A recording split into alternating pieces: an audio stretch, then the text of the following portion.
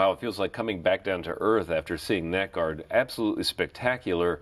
And that will be on the Garden Conservancy's Open Days Tour. And this is one of the most anticipated days in the Austin gardening calendar, with good cause. Some of the most spectacular gardens in the community open for you to tour. Joining me now to talk about that are Charlotte Warren and Laura Bohls, who are the co-chairs of the event this year. Thank you for coming on Central Texas Gardener to open these garden gates for us. Oh, thank you. It's our pleasure. We're so excited about the tour this year. It will occur in October on the 16th, Saturday. And we have such a lovely, diverse group of gardens. We're really pleased. Well, you should be. I've seen the previews of this. An eclectic mix from the spectacular, like we just witnessed, to the eclectic and fun. Absolutely. There's something there that I think every single person will enjoy. Right, right. Well, let's give people kind of the who, what, where, when. You've already said October 16th is the day. Yes. And this is a one-day event. It's a one-day event. Starts at 9 in the morning, goes till 5 o'clock in the afternoon, rain or shine. Right. So this will be the day. Okay. And all of the gardens will be open. These are all private gardens, of course, that people might rarely get a chance to see. Right. And tickets are available at various retailers. I'm sure we'll talk about that in a few minutes. Sure. Well, people can learn more about it, of course, on our website at klru.org/CTG. But they're available at retail centers all over the city. The locally owned garden shops will have tickets available for, again, for the Garden Days Open, the Garden Conservancy Open Days Tour. Yes. And you can buy a book of tickets, or you can buy individually, right? That's correct. You can buy a book of 6 tickets for all of the gardens for $25, or you can go to each individual garden and buy a $5 ticket for that particular garden. Well, it's a great way to go out there and steal wonderful ideas, which is one of the things I always encourage people to do. Is if you want to create a beautiful space, go out there and see some beautiful spaces and bring some of the ideas home. And, you know, one of the things that I really enjoy about the Conservancy tour is the fact that homeowners, the gardeners themselves, are often there and enjoy interacting with the public, right? I think so. I think they're proud of their gardens and enjoy sharing their experiences with others that appreciate what they've done. Right. Well, and, you know, gardeners tend to like other gardeners and have fun time in conversing about those things, so people will have that opportunity. Why don't we start? We've already kind of started on the grand scale with the beautiful garden we just featured, but let's move people through some of the other the gardens that people are going to see. Now, one that looks really charming to me, you're calling Eastside Patch as the name of the garden, and this one just looks like a fun family garden. It is. It's owned by Leah and Philip Leverage, and they have designed it, installed it, and maintain it all themselves. And it's beautiful. They have young children, and it is just an extension of their home. The children are out playing in the backyard, and I think the neighborhood comes over and gathers there.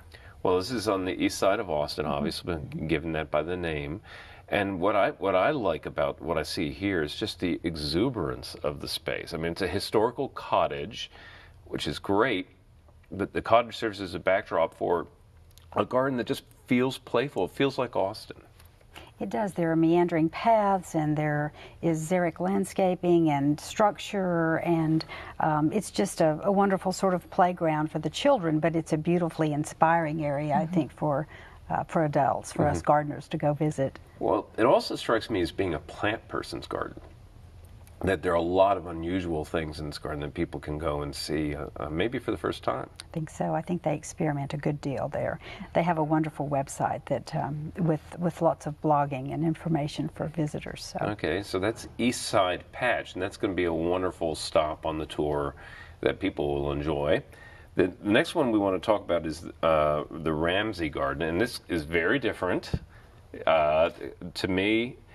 The first time I looked at some of the images of this garden, I immediately thought New Orleans.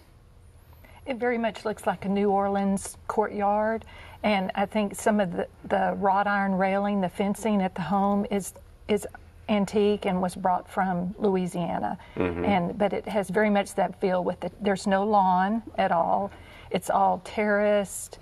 Beautiful pots, lots of furniture, lots of little vignette areas to sit, but it's in central Austin, overlooking downtown, so it's hard to believe that you're in this wooded, tranquil, secluded area just right in the heart of town. Yeah, well, I love the feel of New Orleans. I love that garden. And this, to me, speaks of gentility in a sense. You know, it seems made for entertaining.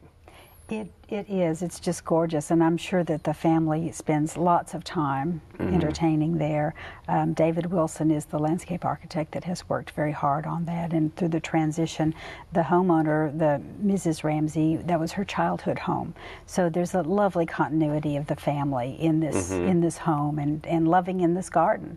Well, you kind of feel that. You feel a kind of sense of roots at this place that stretch back. I was wondering if the family actually was from Louisiana or from the South, and it certainly feels a part of our gardening heritage, that long tradition of gardening heritage that comes from Virginia and places like that, South Carolina. Lovely beautiful space. And it couldn't be more different from Eastside Patch or the other garden we've already featured. So again, it speaks to the diversity of the experiences that are going to be available to the people who go on the tour. And a nice shaded space to be in it as well, if it's a little bit on the hot side. True. The next one is a little edgy, so to speak. And this actually includes a saw blade table, which is, speaking of edgy, you know, I don't think people are going to need to wear leather when they go here, but this is... but they could. But it certainly looks like a fun space with lots of spectacular plants and plantings.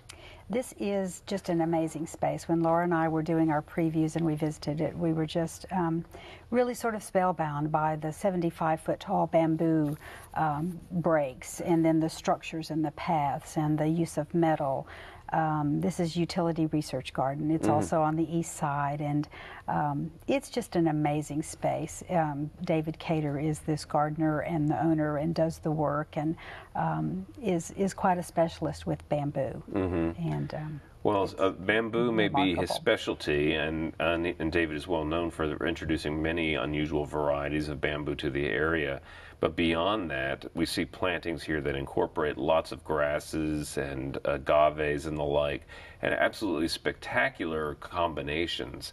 So, and that's one of the things I think many Austin designers do extremely well, is counterpoint, say, the sculptural qualities in like the agave with the soft plantings of the grasses, and in this case, bamboo. And the pine trees. There's some lovely lots of fir and pine in this garden. It's so lush. You almost lose where you are when you walk through this garden. And interesting berms on what is really a flat lot, so he's created lots of interest with the berms and the plantings on those. And also lots of, he's brought in lots of artistic touches using metal as well, which is something else that we like to see, or we do see, I should say, in Austin Gardens, is a lot of metal craft being brought into the garden. There are drill bits that he's used in an architectural manner, and large metal sculptural pieces. The bird bath is just one of the most exquisite things I think I've seen. I really enjoyed it. Well, the bird bath is a lovely kind of glass bowl sitting in a metal object. It's a gorgeous basin and vessel. It's real pretty. And also, one of the things I see here is lots of architectural rescue pieces incorporated into the stones and walls and things like that. I think he prides himself in sort of reclaiming things that would have otherwise maybe gone to the trash and turning them into, you know, a piece of art in his garden. Well, I know people will enjoy this, and again, another East Side garden, so it's great to see that we have some clusters of gardens that people can go to. Another central Austin garden has been on the tour before, and that is one of the tour's leading organizers, Deborah Hornickel, has graciously opened her garden for years. And this is a place that has evolved tremendously.